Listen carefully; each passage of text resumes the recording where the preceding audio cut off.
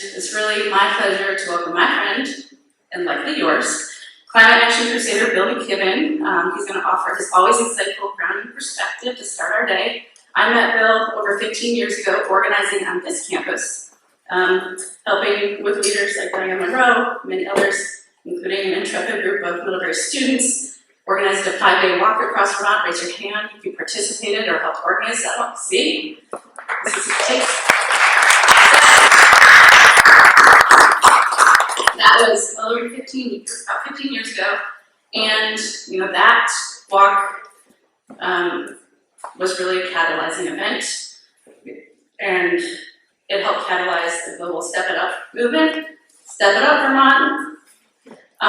Then it helped catalyze the 350.org movement, and now Bill, having helped catalyze all of that, has turned his attention to the next iteration of very exciting, important, and potentially transformative work with his work and third act.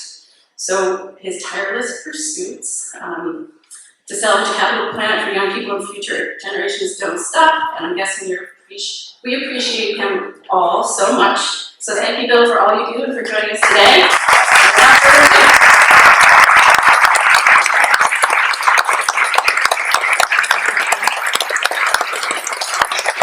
Without further ado. What a pleasure to be here, and especially what a pleasure to be introduced by Joey, who, with her colleagues at VNRC, has just been doing this work more faithfully and longer and more steadily and with more perseverance than just about anybody I can think of.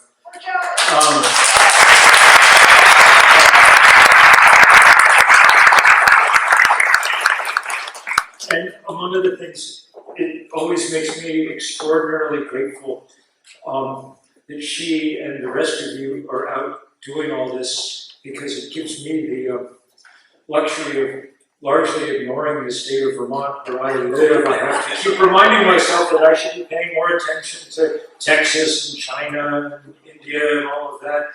And thank heaven one can, because, well, all of you, but distilled down in Joey, just continuing to do this work so steadily, so faithfully. It's truly inspiring all the time. So I'm just going to talk for a few minutes, and I'm going to do the depressing part right at the start and then move on. Though the depressing part is really what I'm good at, but I'm feeling abashed because, Dr. Ayanna Johnson gave the Middlebury commencement last week here, and it was kind of truly inspirational. It's very glad that the torch is being passed to a generation of somewhat less traumatized human beings. The bad news is all bad. The planet is now hotter than it's ever been in the course of human history.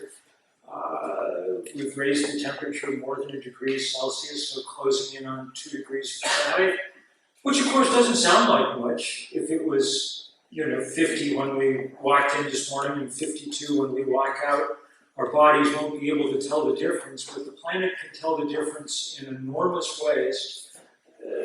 Just think about it in other units. The thing that we are talking about, climate change, is, if you measure it not in temperature, but say, well, in the equivalent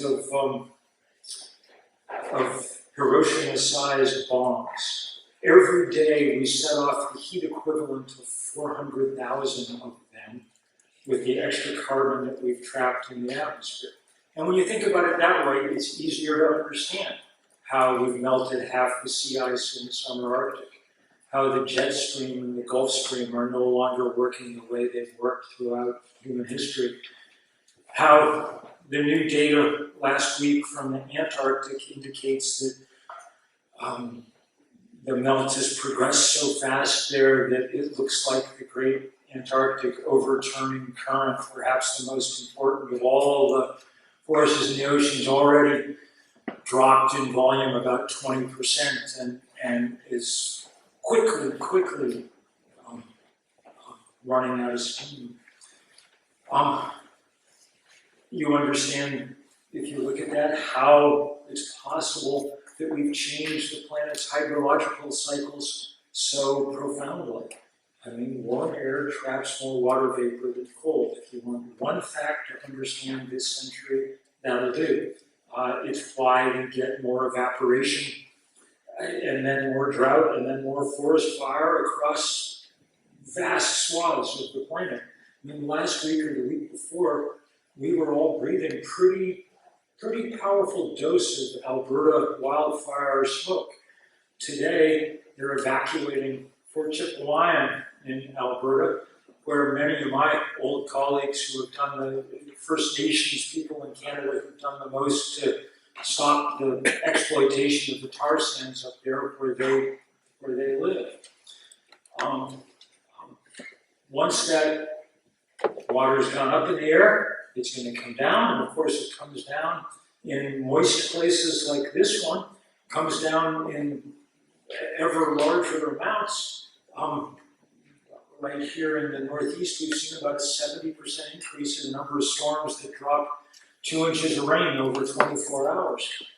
Which means that the easiest people in the world to get to beat the drum about climate change are the guys who run DPW departments in places like Vermont, because they've literally spent the last decade switching out 12 and 14-inch culverts for 18-inch culverts, because the old book doesn't work anymore. It describes a different world than the one we live in now.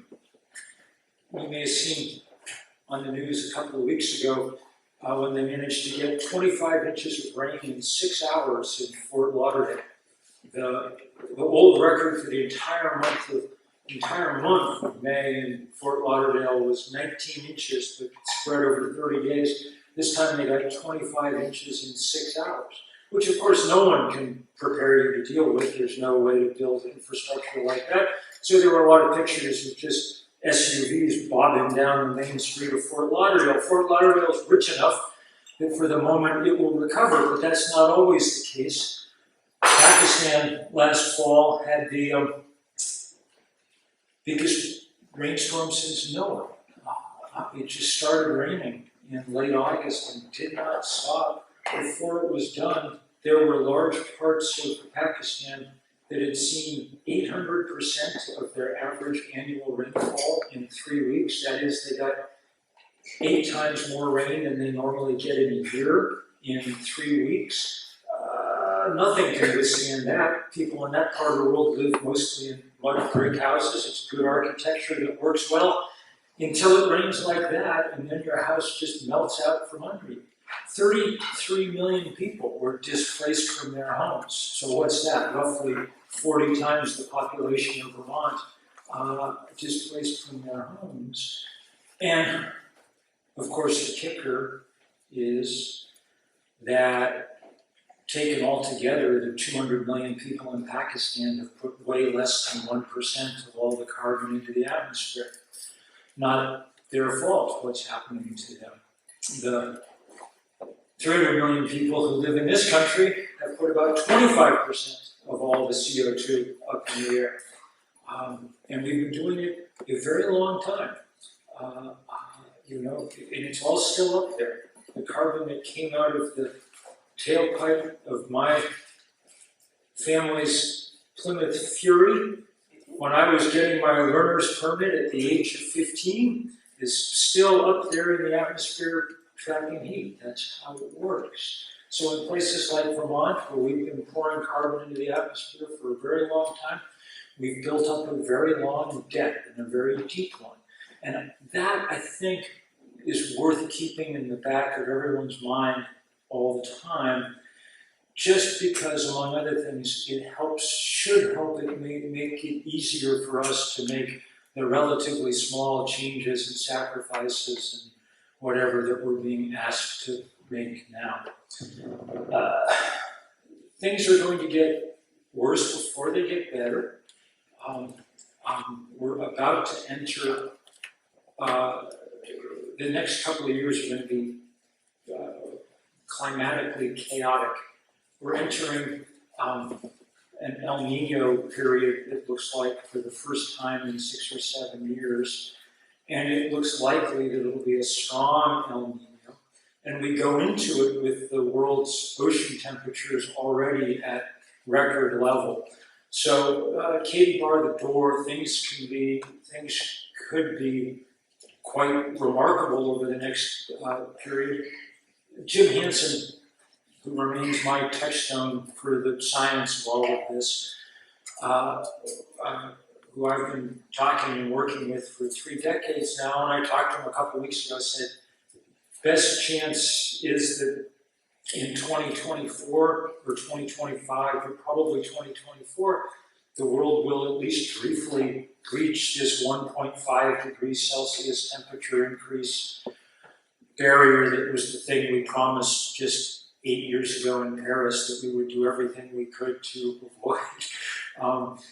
We didn't do everything we could, and we won't avoid it. And at least for a while, we're going to be up north of that, and the science indicates that will come with a fair amount of chaos. So that's where we stand right now. It's sobering, but it's just reality. It shouldn't come as any huge surprise. None of it is new news. I mean, look, I wrote the first book about what we now call climate change, what we then called the greenhouse effect, back in 1989, when I was in my 20s. And we basically knew everything then that we know now. It's not like they've sprung any surprises on us. Everybody said, knew what they were talking about back in the 1980s. When you burn coal, gas, and oil, you put carbon into the atmosphere, and its molecular structure traps heat. So we better stop burning fossil fuel. Instead, we put more carbon into the atmosphere since 1989 than in all of human history before that time. So no wonder that we're now seeing precisely what was supposed to happen.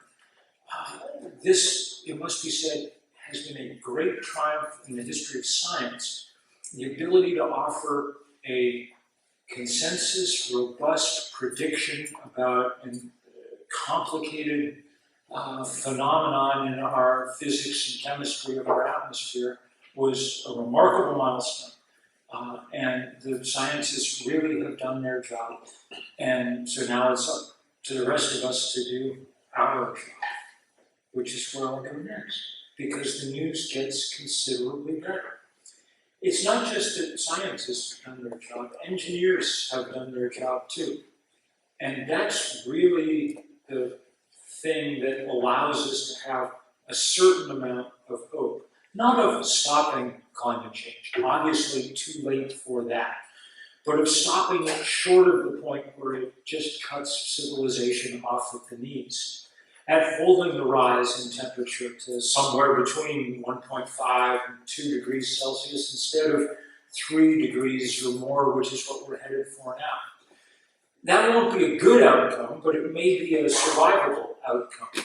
And so that's the place where all our efforts go. And our efforts have gotten considerably easier because over the last decade, and this is the other sort of great statistic, along with that thing about water vapor. The other great fact of our time is that renewable energy's price dropped 90% over the last decade, which is a pretty remarkable thing to do. Sometime 2 or 3 years ago, it dropped below some imaginary line that is the cost of producing energy from fossil fuel. So right now, we live on a planet where the cheapest way to produce power is to point a sheet of glass at the sun. That is a real milestone. We haven't fully, I think, internalized it yet. We spent so long with sun and wind being alternative energy and so on that it's hard for us to, we sort of still think of them as the Whole Foods of energy, you know. They're now the Costco of energy, okay? They are the cheapest stuff that there is. And that's a remarkable moment. It offers us real possibilities. There's no longer a real technical or financial obstacle to making change we need on the scale we need, at the pace that we need. If we wanted to do it full on, we're now in the possession of what we need to do it full on. And if you start to think about it for a minute, there's something really, really powerful and beautiful about that. What it means is that, what it means is that for the first time in 700,000 years or so, our species might be in the position to fairly rapidly give up its habit of setting things on fire. A habit that served us very well. You know, when we first learned about fire, we learned to cook food, and that produced the big brain. It let us move north and south away from the equator. The anthropologists think that standing around a campfire for eons helped build the social bonds of our species, a kind of proto-Zoom, you know. And then in the Industrial Revolution, when we learned to control the combustion of coal and gas and oil, it produced modernity. It produced everything that we know. So, good stuff. But we're now at the point where the costs of combustion far outweigh its benefits. I mean, the most obvious is the one that I've discussed, the absolutely existential risk that comes with climate change, and it's no longer a risk. At this point, it's a guarantee. But we're monkeying around with the very biggest systems on planet Earth. It's by far the biggest thing that humans have ever done. But it's not the only cost of burning stuff. The scientists now are able to tell us with more precision. We think about 9 million people a year on this planet die from breathing the combustion byproducts of fossil fuel, mostly the particulates that lodge in people's lungs. That's 1 death in 5 on this planet.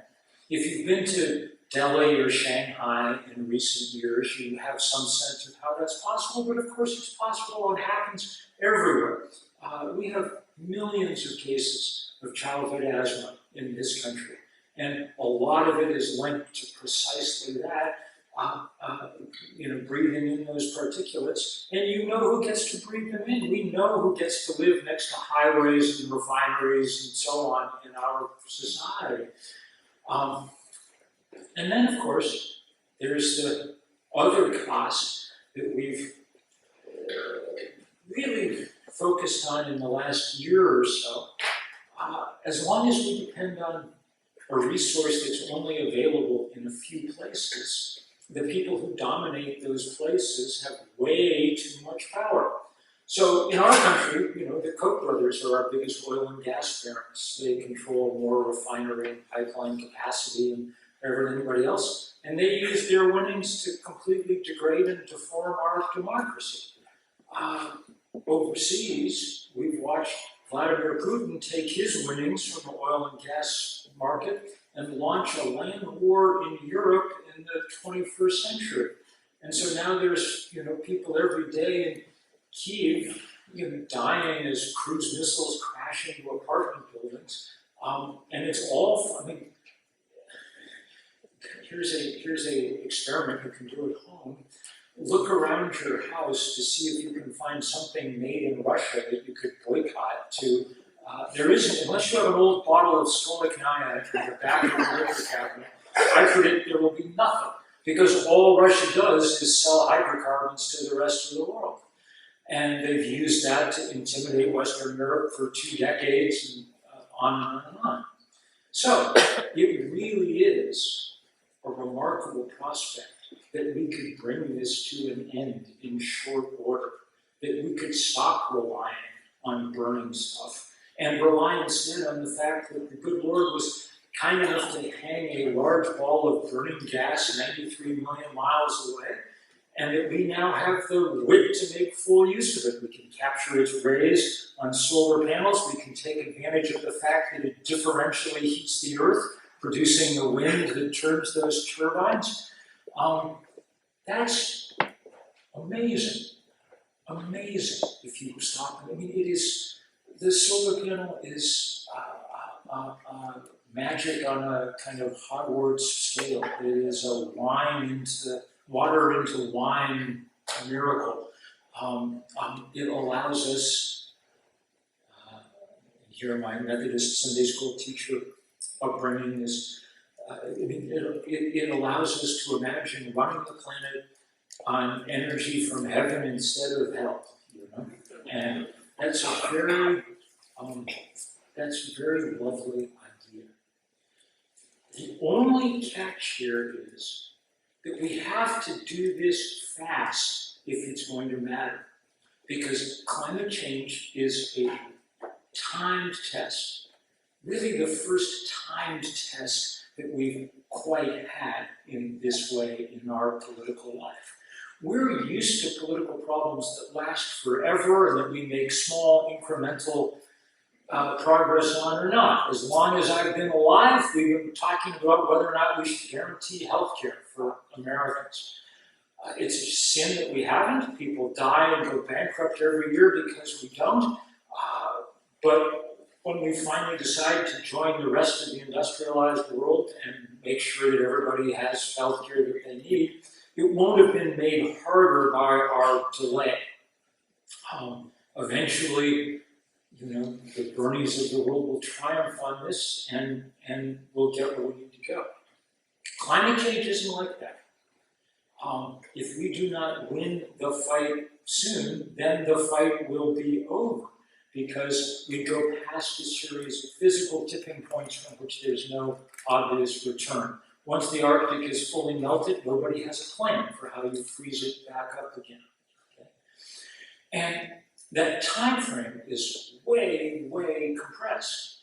The Intergovernmental Panel on Climate Change has told us that we need to cut emissions in half by 2030 if we're to meet the Paris targets that we set out. By my watch, 2030 is now 6 years and 6 months away. So what is that? That's, three bienniums away, yes, if you want to kill your so we've got a hell of a lot of work to do in order to try and make this promise of new, useful technology do the job of addressing this greatest crisis that we've ever been in. Some of that technology, maybe the most important, isn't even the sexiest, the solar panels and the wind turbines. Some of that technology is the insulation and the other efficiency measures that allow us to drive down the demand for energy. But we have to do it all, and we have to do it all simultaneously, and we have to do it all fast, and we have to do it all over the objection and political power of the fossil fuel industry, which is really, really the lingering, always the lingering, overshadowing thing here. And we're reminded of it constantly. We were reminded of it over the weekend and end of last week in Congress when the fossil fuel industry managed to attach to the bill to prevent the destruction of the global economy yet one more pipeline that they wanted to push through over the objections of people in Virginia and so on. We're reminded of it every day when the kind of tide of greenwashing emerges from the ads and the pages of the newspaper. It's very real and can only be overcome by people working together to build movements of the kind that we need. The nature of what those movements have to do changes some. I mean, for the last 20 years, we've been pretty focused on trying to stop bad things from the fossil fuel industry. And we'll continue to do that, and we need to continue to do that. But we also now need to build real movements to push for things going in the right direction. And you can see some of that starting to happen. This yes in my backyard YIMBY movement that's really started to come up is a powerful, powerful, beautiful thing to watch. And it's coming up around not only energy, but around housing. Because those are the places that people, especially young people, understand are the kind of key friction points now in our society. And young people are increasingly demanding that we change some of the things, the ways that we've been behaving in order to allow us to make change so that they can have some kind of working future. Which is a good goad to all of us of a certain age. There are moments when I think that the state motto of Vermont might as well be, change whatever you want after I die. And we've got to get past that particular idea and start being real powerful forces for that kind of change. It's always uncomfortable because by definition, we're used to the world that we inhabit. And so I completely get why people think, oh, I don't want to look and see a solar panel, a solar farm, or a windmill on the horizon, or whatever. I understand that. But we have to be able to see in slightly different ways. We have to be able to look a ways into the future and understand what happens if we don't make that energy transition happen. We have to be able to look a little bit beyond Vermont, both in geography and in time, and understand that it's because we've spent all this time in places like Vermont burning fossil fuel that people in Pakistan find themselves underwater. We have to be able to broaden our vision beyond our immediate surroundings a little bit. And if we do, then we begin the process of understanding why the wind turbine on the horizon in its way is kind of beautiful. The breeze made visible, but also a kind of announcement of our willingness to take responsibility for our own past and present and future. And that's a moving thing. That's what the people in this room are about, I think, at heart. And good on you all for doing it. And it's obviously going to be, it's always more difficult than it should be. Always more difficult. In a rational world, we would simply have heeded the warnings of those scientists and gone to work 30 years ago, and we'd be partly where we need to be now.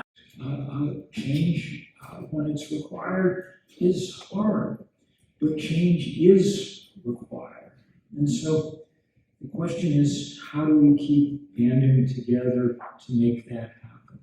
You're going to be talking about a lot of the technical work today, and that's hugely important. And enormous thanks to everybody who has the mental wherewithal to just keep going to the meetings and doing the necessary work to move things forward. It's hard and it's underappreciated, and it's essential. It also requires us continuing to figure out how to build the kind of societal consensus that makes that work easier. The work of activists is, yes, to back or defeat certain projects, to stop the Keystone Pipeline, or to divest Middlebury College from fossil fuel, or to get the clean heat standard through the legislature, or whatever. All of those fights are important in and of themselves, but they're also part of this larger battle to change the zeitgeist, to change people's sense of what's normal and natural and obvious. And once that changes, then everything gets easier.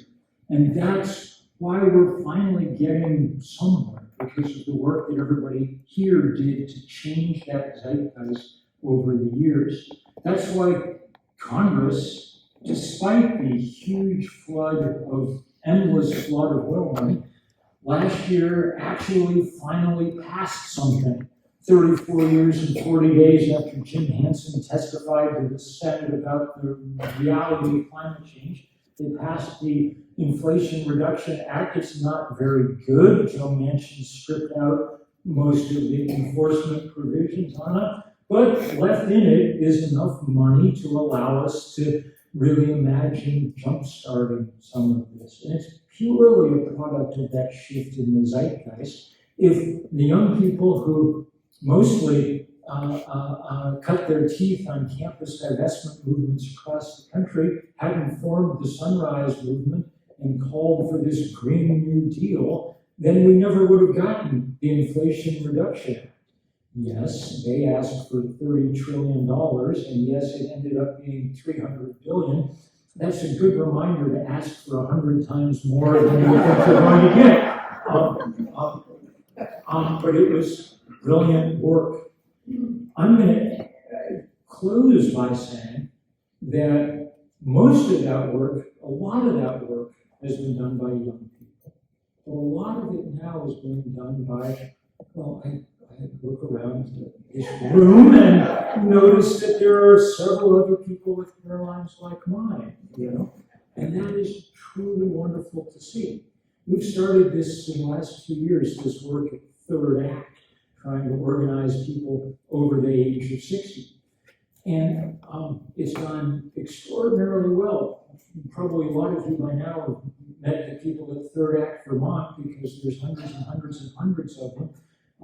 They're growing fast and doing very good work. And the same thing's happening across the country, as it should. The political scientists have always said, oh, people get more conservative as they age, so it's useless trying to organize older people. But we're not finding that to be true in the least, partly because if you're in your 60s or 70s or 80s now, your first act was in this period of time when we saw this truly epic social, cultural, political transformation. I mean, we were alive for the moment when we started taking women seriously in public life, for the apex of the civil rights movement. There are people here, and plenty of them, who marched on their first Earth Day in 1970, because 20 million Americans, 10% of the then population, was in the streets in 1970. And if you have any doubts about how important that period was, look at what our renegade Supreme Court took on last summer on their rampage across the Constitution. They took on the Voting Rights Act of 1965, the Gun Control Act of 1968, the Clean Air Act of 1970, and Roe v. Wade 1973. So having helped win these battles once, we have a role to play in defending them and pushing back. And it's been great fun to do that. Some of you helped in this big day of action against the big banks that support the fossil fuel industry that we had in March. We had 100 demonstrations across the country. I was in the one in DC, where we shut down Chase and Citi and Wells Fargo and Bank of America for the afternoon with a sit-in.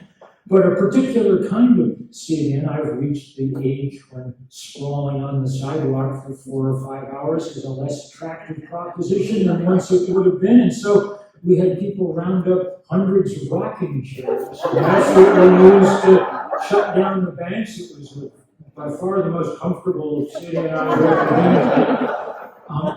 The young people were there, of course, because they're always there. We did one of these big demonstrations against the banks, and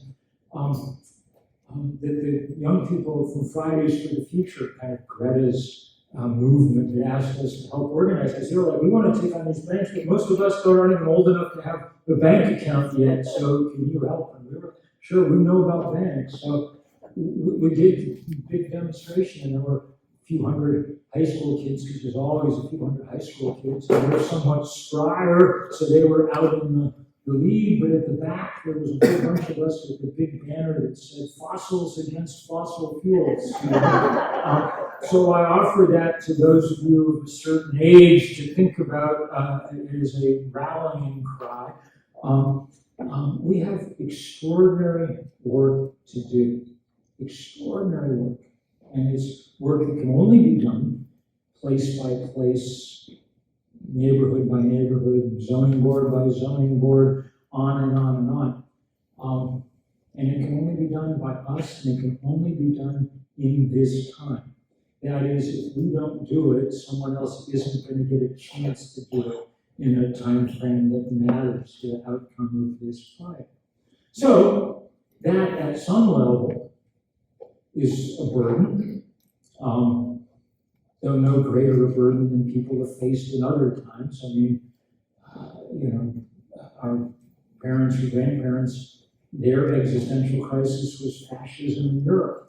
And they had to cross the Atlantic and kill or be killed in order to deal with it, and no one's asking that of us, But it does require the same kind of focus. It is a burden, but it's also an extraordinary privilege to get to do this work. There aren't that many people at any given moment in human history who get to say, I'm doing the most important thing I could be doing in the world right now. But when you're at the planning board, or you're lobbying the legislature, or you're figuring out how to build out heat pumps across your county or whatever else, you're literally doing the most important work that you could be doing on the planet at this moment in human history. So many, many thanks for that. Many, many, many thanks.